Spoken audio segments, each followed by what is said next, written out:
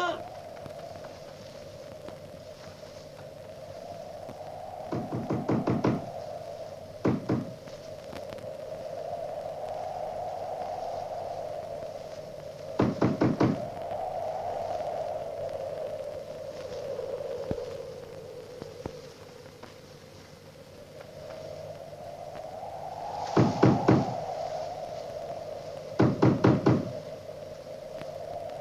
لم أخطئ الطريق، إنها طريق لكل الناس.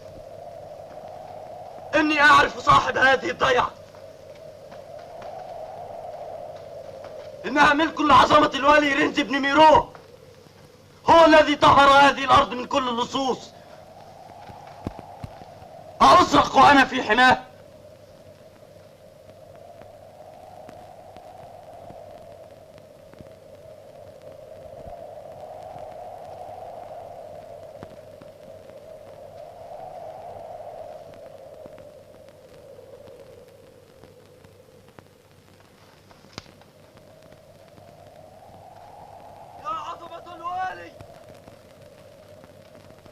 يا أعظم العظماء،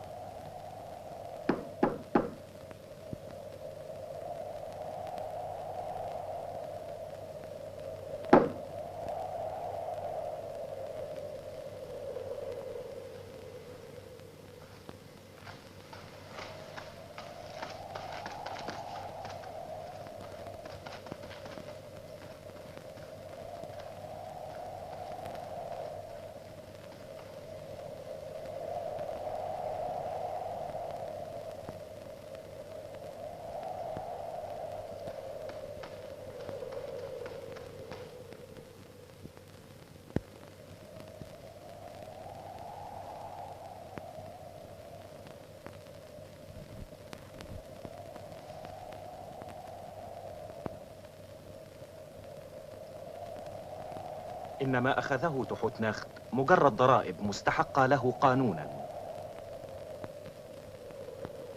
هل يعاقب تحتنخت من أجل حفنة من النطرون والملح؟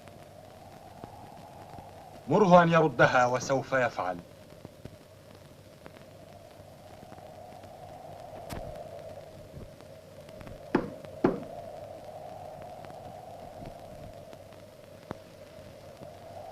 أيها الحاكم على كل من فني ومن لم يفن، إذا ذهبت إلى بحر العدل فإن الهواء لن يمزق قلعك، ولن يتباطأ قاربك، ولن تكسر لك مرسى، ولن يحملك الطيار بعيدا، ولن ترى وجها مرتاعا.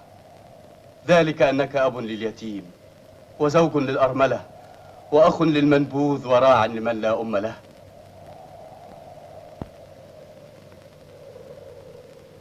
دعني أرفع اسمك في هذه الأرض فوق كل قانون عادل، أيها الحاكم المنزه عن الجشع، الخالي من الخوف، يا من تحطم الظلم وتقيم العدل.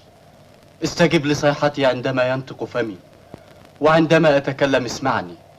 أقم العدل، أنت من لك الحمد، ولا يمدحك إلا الممدوحون. خلصني من شقائي، انظر إلي، إني مثقل بالهموم. انصفني، إني تائه. فلاح دون أن تفصل في أمره حتى يتفوه بكل ما عنده. إنه حقا رجل فصيح. سجل كل ما ينطق به بدقة. هكذا يأمر الفرعون.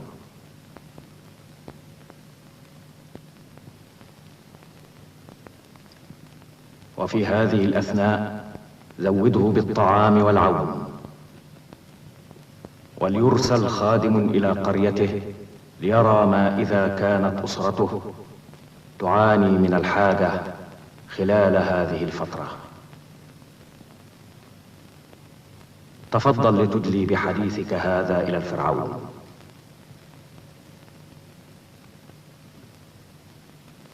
إله الوجهين، الرب العظيم، ابن الشمس، حاكم التيجان، الخالد المخلد.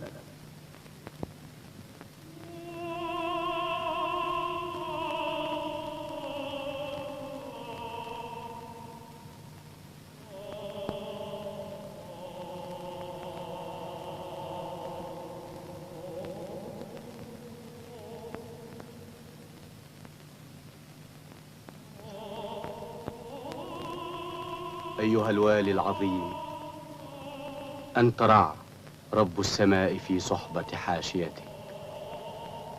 كل عون للإنسان هو منك، فأنت كالفيضان الغامر، أنت النيل الذي يكسب الحقول خضرة ويخصب الأراضي القاحلة. اقضي على السارق، احمي التعيس، لا تكن كالسيل يجرف من يشكو. احذر، فإن الحياة الآخرة تدنو، واعمل بالمثل الذي يقول: إقامة العدل كالتنفس. هل يخطئ الميزان؟ هل يميل ذراعه إلى جانب؟ لا تخادع لأنك مسؤول، لا تستهن بأمر لأنك متزن، لا تخادع لأنك الميزان، لا تحيد لأنك الحق. انظر، فأنت حامل الموازين، إذا انحرفت انحرفت أنت. لسانك مثقال الميزان، وقلبك ثقله، وشفتاك ذراعه.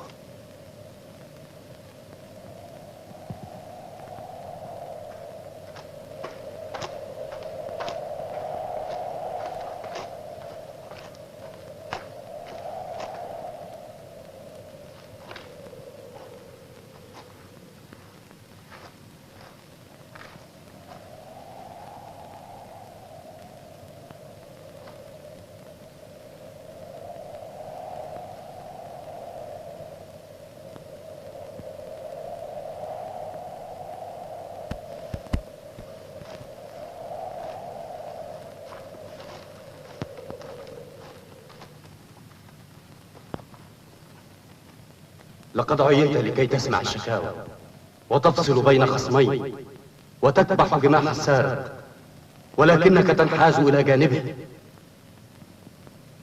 الناس يحبوك ولكنك معتد.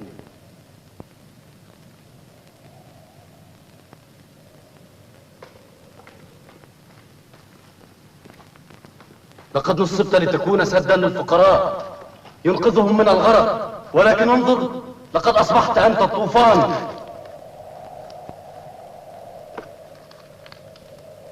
أقم العدل وانشر الخير، دمر كل شر، كن كالرخاء القادم الذي يقضي على المجاعة، كالكساء الذي ينهي العراء، كالسماء الساكنة بعد عاصفة هوجاء تمنح الدفء لمن يقاسون البرد.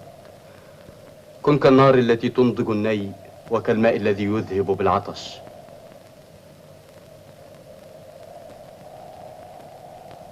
أوتيت العلم واكتسبت الدراية لا لتسلب الناس. اعتدت سلوك البشر، لذلك فأنت عرضة للخطأ.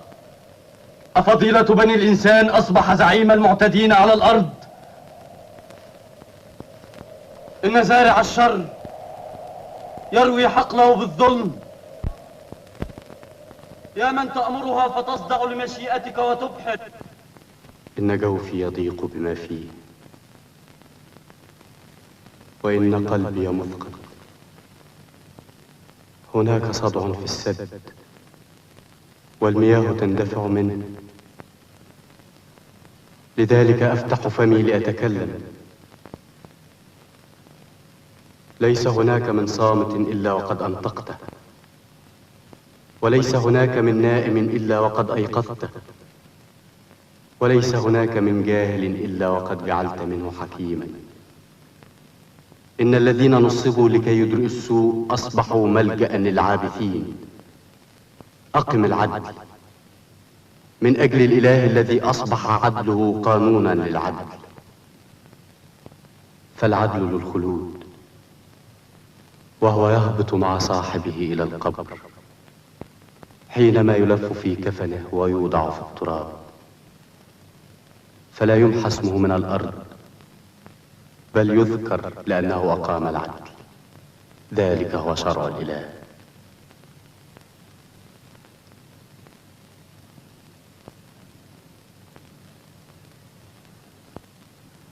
إنك لم تكافئني على هذه الكلمة الطيبة، التي خرجت من فم رعد ذاته. قل الحق، افعل الحق، لأنه عظيم، لأنه هو الباقي، وسوف ينالك الثواب ويتبعك خلال عمرك المديد. أما من يتغاضى عن الخديعة فلن تكون له ذرية ولا وارثون على الأرض. ذلك الذي يبحر ومعه الخديعة لن تصل سفينته إلى مرفأها. ليس هناك أمس لمن لا يبالي، وليس هناك صديق لمن صمت أذنه عن العدل، وليس هناك يوم هنيء للجشع. إني أشكو إليك ولكنك لا تسمع شكواي.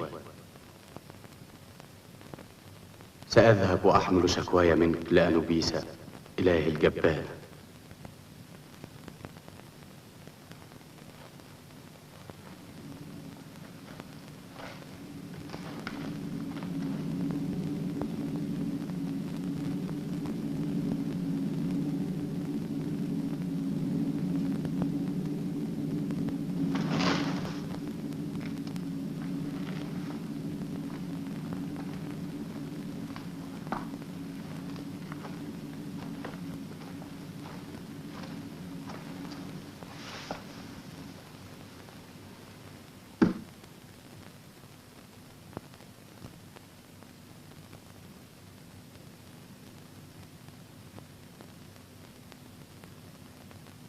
أقم العدل من أجل الإله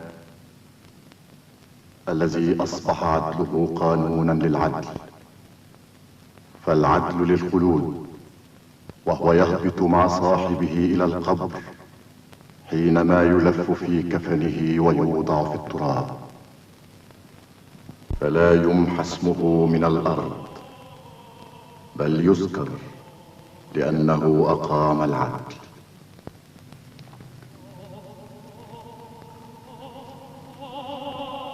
قل الحق، افعل الحق، لأنه عظيم، لأنه هو الباقي، وسوف ينالك الثواب ويتبعك خلال عمرك المديد.